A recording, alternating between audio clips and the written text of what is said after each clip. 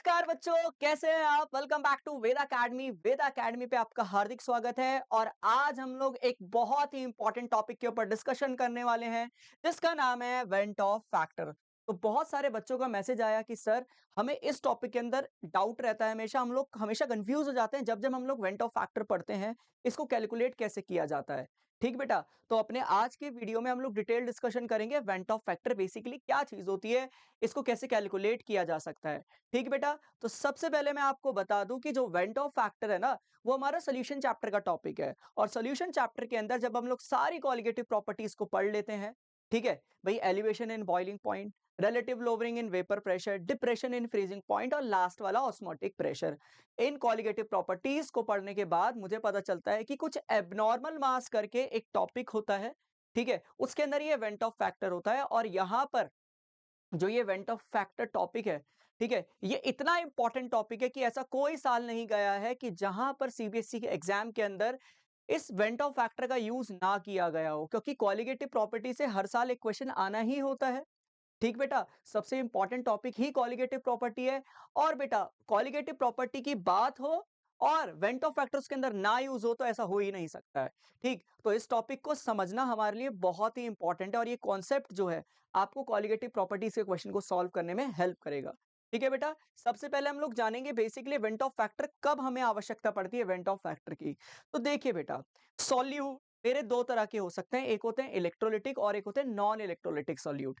Electrolytic solutes कौन हो गए? जब मैं उनको सॉल्यूशन के अंदर मिलाता हूं, जब उनको सॉल्वेंट या सॉल्यूशन के अंदर मैं डालता हूं, तो वो किसके अंदर कन्वर्ट हो जाते हैं? आयंस के अंदर कन्वर्ट हो जाते हैं। सिंपल। तो इस तरह के सब्सटेंसेस के लिए जो कॉलिगेटिव प्रॉपर्टी है, जितनी मैंने एक्सपेक्ट करी थी, उसकी वैल्यू चेंज हो जाएगी। जो मेरी एक्सपेक्टेशन थी, या तो वैल्यू बढ़ेगी या उसकी वैल्यू घटेगी। It depends on the colligative property. ठीक बेटा, जो नॉन इलेक्ट्रोलाइट सॉल्यूट हैं, जैसे अगर मैं बात करूं ग्लूकोज की, ग्लूकोज को जब मैं वाटर के अंदर डिसॉल्व करता हूं तो वो ग्लूकोज ही रहता है।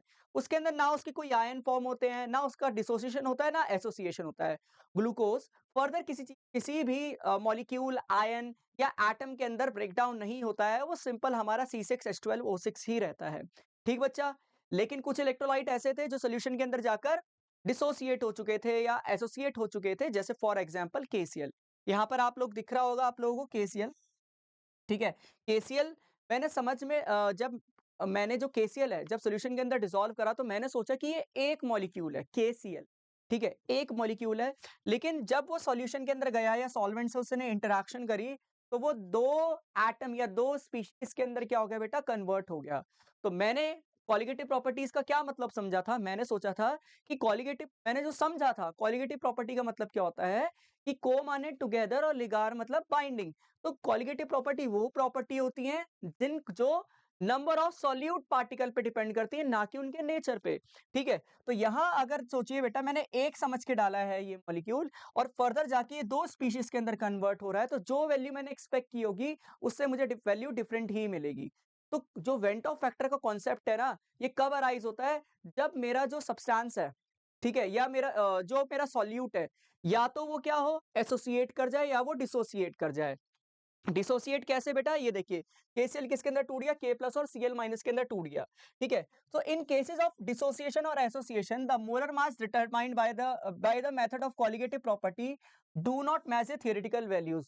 जो मैंने एक्सपेक्ट करी थी वैल्यू, वो नहीं आती, कुछ और ही वैल्यू निकल के आती है। जैसे for example potassium chloride, potassium chloride पानी के अंदर जाके डिसोसिएट हो जाता है into K plus and Cl minus. ठीक है, यहाँ मैंने आपको बताया है। अच्छा, इसका नॉर्मल मोलर मास क्या होता है मेरा? 74.5 भाई पोटेशियम के, और क्लोरीन के मैं एटॉमिक मास को ऐड कर दूंगा तो 74.5 आएगा। लेकिन जब मैंने कैलकुलेट किया बेटा इसे, जब मैंने इसको कैलकुलेट किया मोलर मास को by the help of colligative property, ठीक है, कोई भी एक कॉलिगेटिव प्रॉपर्टी की हेल्प से जब मैंने इसे कैलकुलेट किया मोलर मास को, तो बेटा जी मुझे वैल्यू बड़ी डिफरेंट मिली। देखिए क्या मिला, लगभग आधा ही मिला हुआ है, ऑलमोस्ट तकरीबन 37.25 मुझे वैल्यू मिली। तो ये तो एक चीज गड़बड़ हो गई यार, कुछ तो कॉन्सेप्ट लग रहा होगा, कुछ तो गड़बड़ हुई है। हाँ या ना?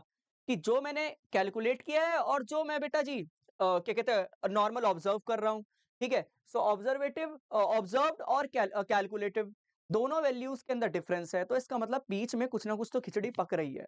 ठीक है, तो इसी गुत्थी को सुलझाने के लिए वेंट ऑफ फैक्टर का कॉन्सेप्ट निकल कर आया और उन्होंने कहा कि ये क्या होता है कि जो सॉल्यूट हैं, जब ये इलेक्ट्रोलाइटिक नेचर के होते हैं, यानी ये आयंस के अंदर इजीली कन्वर्ट हो जाते हैं, ये टूट जाते हैं या एक हो जाते हैं, तो ये वैल्यू जो है डिफर कर सकती है। ठीक बच्चा? तो ये हो गया डिसोसिएशन का केस। नेक्स्ट केस है हमारा अगर एसोसिएशन होती है तो। यहाँ अगर हम लोग देखें एसोसिएशन हो रही है नहीं हो रही है? यहाँ देखिए ये CH3COH है। ठीक है बेटा जी? और ये यहाँ पर क्या है CH3COH का होल ट्वाइस, मतलब मैंने क्या सोचा था सॉल्यूशन के अंदर जो है, सॉल्यूशन के अंदर एसिटिक एसिड का एक मॉलिक्यूल जा रहा है, लेकिन 2 मॉलिक्यूल आपस में कंबाइन हो चुके हैं और क्या बना लिए एक मॉलिक्यूल। समझ रहे हैं? तो जैसे फॉर एग्जांपल एक चेयर है, ठीक है? सपोज कीजिए एक चेयर है, उस पर एक आदमी बैठ सकता है। मैंने ये एक्सपेक्ट किया था उस पे एक आदमी ही बैठेगा, लेकिन मैंने क्या चीज़ ऑब्जर्व करी कि उस एक चेयर पे 2 लोगों ने उस जगह को ऑक्यूपाई कर लिया है। तो इसका मतलब ऑक्यूपेंसी कितनी हुई? 1 की जगह 1/2 हो गई। समझ में आई बात या नहीं? कि एक चेयर को 2 लोग शेयर कर रहे हैं तो 1/2 हो गई।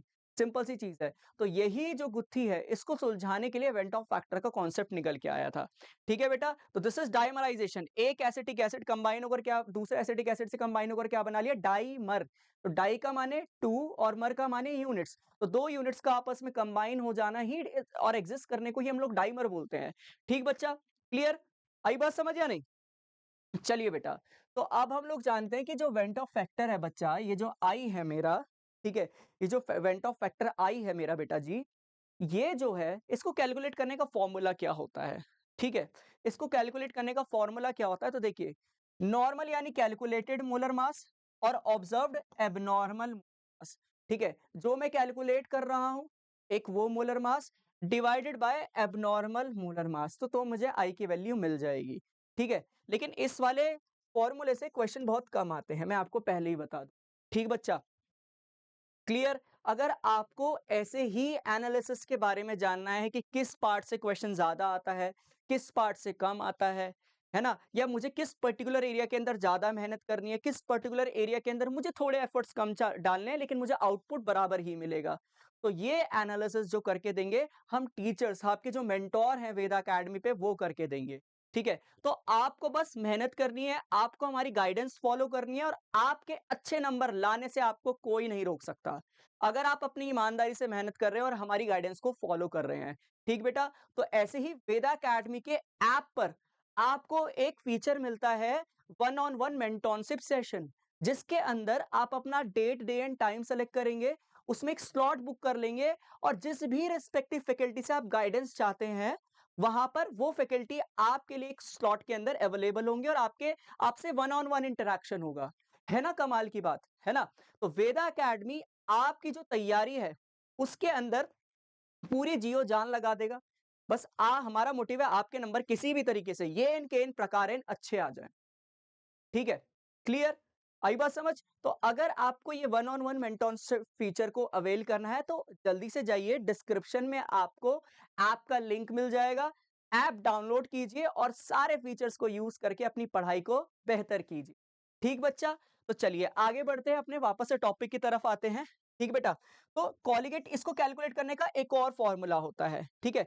तो colligative property are inversely related to the molar mass of the compound. ठीक है? तो अगर मोलर मास ज़्यादा होगा तो जो कोलिगेटिव प्रॉपर्टी की वैल्यू क्या आएगी बेटा? कम आएगी। ठीक? सिंपल। अच्छा, इसको निकालने का एक और फॉर्मूला होता है बेटा जी। अभी थोड़ी थ्योरी समझा रहा हूँ, इसको लगाएँगे कैसे ये भी समझाऊँगा बेटा अभी। ठीक है? क्योंकि समझाना और उसकी एप्लीकेशन जब दोनों मिलते हैं तो एक बढ़िया-सा कॉम्बिनेशन बैठता है और ज़्यादा दिन तक दिमाग में चीज़ रह जाती है। ठीक है बेटा? क्लियर? तो इसका एक और फॉर्मूला है बेटा observed colligative property divided by calculated colligative property. ठीक बच्चा? कि मैंने सपोज कीजिए कि मैंने जितनी ऑब्जर्व करी है कोलिगेटिव प्रॉपर्टी की, मतलब एक्सपेक्टेड मेरा इतना था, इतना मेरी ऑब्जर्वेशन थी। लेकिन जब मैंने कैलकुलेट करके देखा तो मेरी वैल्यू तो अलग आ रही है। तो दोनों वैल्यूज को डिवाइड कर दीजिए तो मेरा वेंट ऑफ फैक्टर निकल आएगा। ठीक बेटा? कोलिगेटिव प्रॉपर्टी कैसे? जैसे कितना डिप्रेशन इन फ्रीजिंग पॉइंट हुआ, कितना बॉइलिंग पॉइंट मेरा एलिवेट होना चाहिए था लेकिन इतना मैं देख रहा हूँ, इतना कैलकुलेट हो रहा है। ठीक है? अच्छा, वेपर प्रेशर इतना लोअर होना चाहिए था लेकिन हो इतना रहा है। तो जब ये कंपैरिजन आ जाएगा तो हम लोग इन कोलिगेटिव प्रॉपर्टी को यहाँ रख देंगे। ठीक बच्चा? चलिए, और सबसे इंपॉर्टेंट जो फॉर्मूला होता है, ठीक है, कैलकुलेट करने का इसको, वो होता है बेटा जी, यहाँ देखिए, I is equals to I is equals to the total number of particles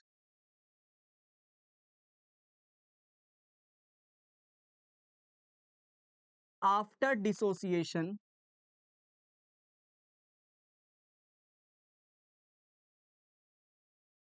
after dissociation या एसोसिएशन,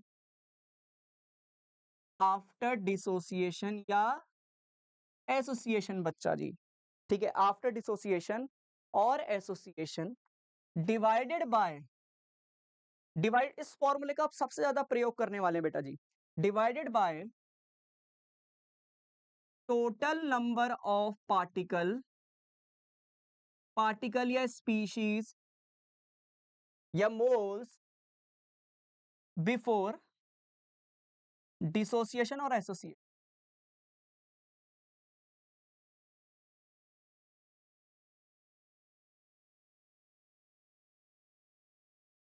बिफोर डिसोसिएशन और एसोसिएशन। ठीक है बेटा जी, चलिए देखिए कैसे कैलकुलेट करके देख सकते हैं इसको। पहले मैं NaCl के लिए आपको कैलकुलेट करके दिखाता हूं। तो बच्चा NaCl के लिए मैं I निकालने की कोशिश करता हूं। ठीक, अब देखिए NaCl किस में डिसोसिएट होगा बेटा,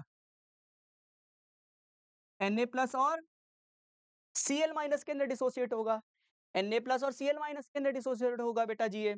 ठीक है, अब यहां देखिए जब इसका डिसोसिएशन हुआ नहीं है, जब टाइम 0 पे डिसोसिएशन नहीं हुआ है, तो बेटा अगर इसका 1 मोल रहा होगा, तो क्या होगा? 1 का 1 रहेगा, इसमें से कुछ कम नहीं होगा क्योंकि ये बने ही नहीं। लेकिन आफ्टर सम टाइम t जब डिसोसिएशन होनी स्टार्ट होगी, तो ये क्या हो जाएगा? 1 माइनस अल्फा। अब ये अल्फा किस बला का नाम है?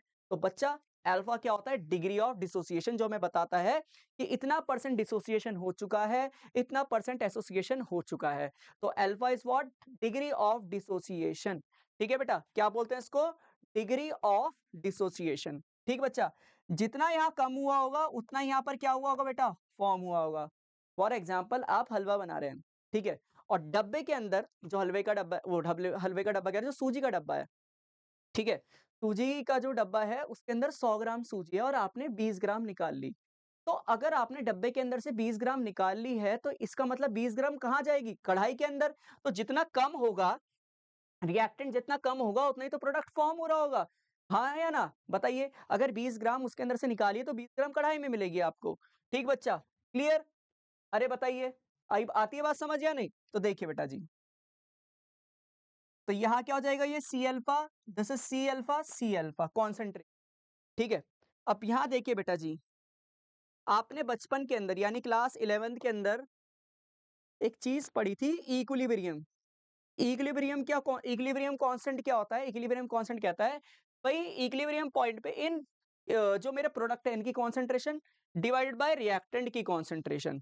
ठीक है, तो बेटा जी NaCl की concentration divided by Cl minus की कॉन्सेंट्रेशन, या मोल्स हम लोग लेते हैं तो ये Kn हो जाता है। ठीक है, और ये हो जाएगा बेटा जी NaCl। अच्छा बेटा जी, तो ये कितना आ जाएगा यहाँ पर K इक्विलिब्रियम? यहाँ पर बताएं तो कितना आ जाएगा K इक्विलिब्रियम इसका? तो ये हो जाएगा C 1 माइनस अल्फा,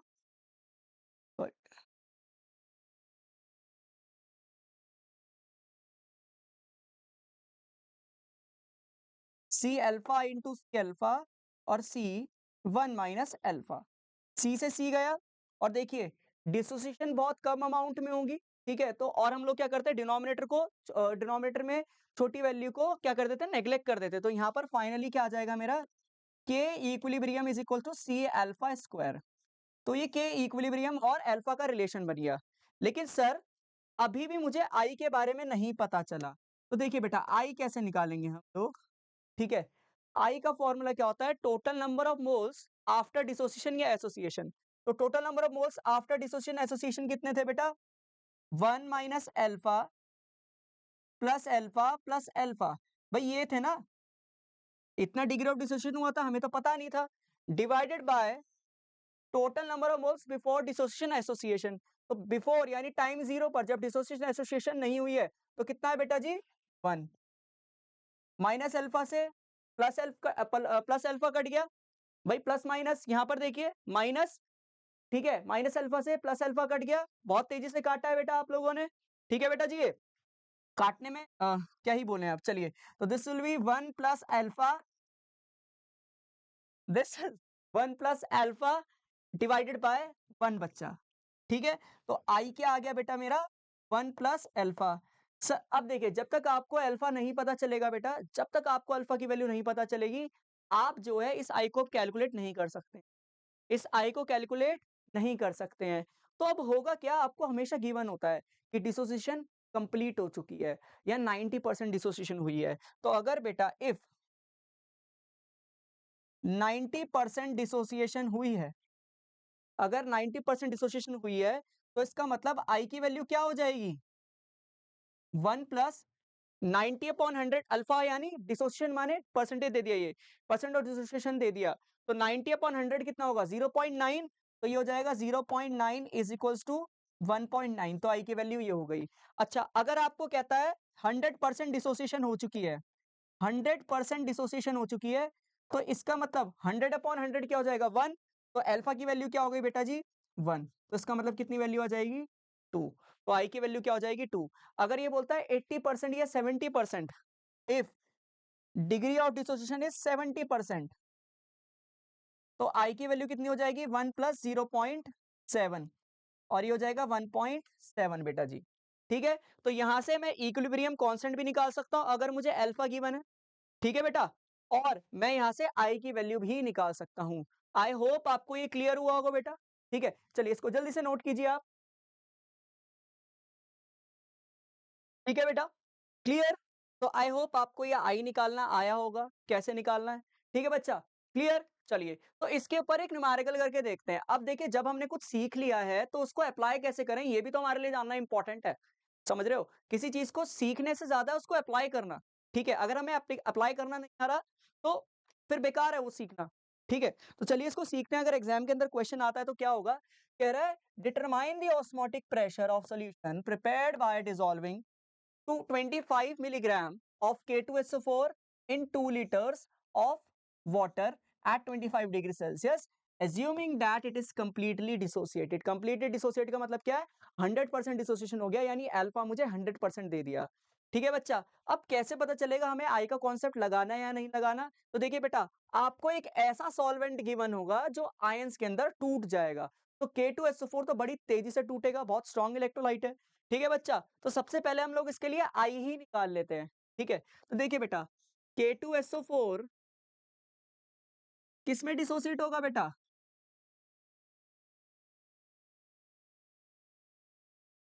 K2SO4 किस में डिसोसिएट होगा K प्लस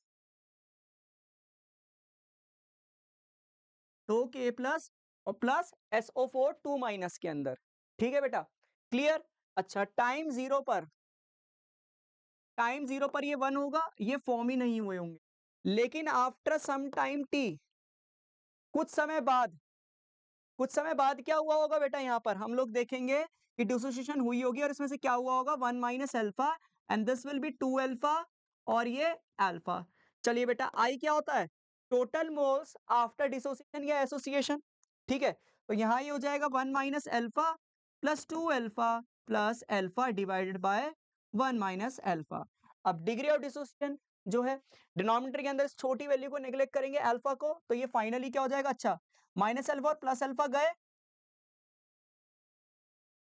तो यहां क्या बचा बेटा आपका 1 प्लस 2 अल्फा ठीक है अच्छा क्या बोला है कि अल्फा क्या है बेटा कंप्लीटली डिसोसिएट यानी 100% तो बेटा 100 डिवाइड बाय 100 क्या होगा 1 तो this will equals to the 3 ठीक है तो हमारा जो फॉर्मूला है pi is equals to C R T उसके अंदर क्या ऐड करेंगे बेटा i pi is equals to i C R T C क्या होती है कॉन्सेंट्रेशन मोलैरिटी ठीक है और वो क्या होता है mass upon given sorry number of moles upon volume और नंबर ऑफ मोल्स का formula given mass upon molar मास K2SO4 का कितना होता है 174 देखिए बेटा तो वैल्यूज रखते हैं तो 3 इंटू अच्छा, मोलैरिटी का फॉर्मूला, कॉन्सेंट्रेशन मोलैरिटी का फॉर्मूला मोल्स अपॉन वॉल्यूम, और मोल्स का formula given mass upon molar mass. तो 25 into 10 to the power -3 upon milligram है ना, तो ग्राम में लेना पड़ेगा बच्चा, ठीक है। और मोलर मास इसका 174, ठीक है। मोलर मास कितना बेटा 174 इंटू 1/2, क्योंकि बेटा 2 लीटर्स गिवन है, तो लीटर में तो ऊपर 1000 से मल्टीप्लाई नहीं करेंगे। अच्छा, आर की वैल्यू क्या होती है, यूनिवर्सल गैस कांस्टेंट 0.0821 बच्चा, और टेम्परेचर कितना दिया है 25 डिग्री सेल्सियस। डिग्री सेल्सियस को हमें केल्विन में लेना पड़ेगा बेटा, और डिग्री सेल्सियस को केल्विन में चेंज करने के लिए मैं 273 अगर ऐड कर दूंगा बेटा जी, तो ये हो जाएगा 298 केल्विन।